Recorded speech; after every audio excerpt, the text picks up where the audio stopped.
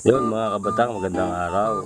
Nandito ngayon tayo sa Batangas, sa lugar namin sa Barangay Bulian. Bali kasama ko yung aking pinsan na magsusukat ng ating ipagagawang dream house. Small house lang naman to, maliit lang bahay bakasyonan habang nandito sa Batangas. Ayan yung pinakakuwang pinsan ko, si Mel. Shout out kay Mel. Ito na ngayon sila, magsusukat na sila nung aking pinagagawang munting bahay. Ito mga kabatang, binabasa na ni Mel yung pinaka plano na ginawa ng aking utol na si Michael. Bali ngayon sinusukatan muna nila kung saan ba papasok yung area na pagtatayuan, kasi hindi pwedeng lumaki yung sukat kasi maraming magkakapatid kami na soon malay mo magkabahay kami lahat dito, kaya kailangan sakto lang yung pinaka kanya sukat ng bahay.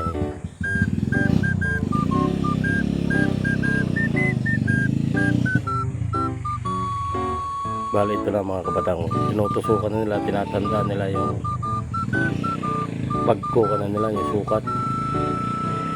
Bali sukat pala naman ito mga bata, kasi kita ka pa lang yung pinakaplano, tapos nag-uusap pa lang kami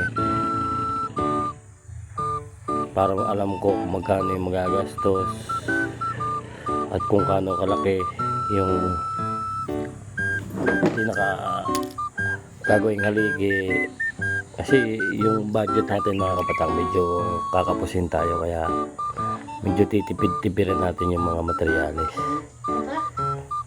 Ito na, susukatin naman nila mga kabatang sa bungad lang, kasi susukatin yung sa tabing kalsada, tapos isa pang pagtatayo na bahay, tapos yung ipatatayo kong bahay. Yun yung pinaka susukatin nila ngayon.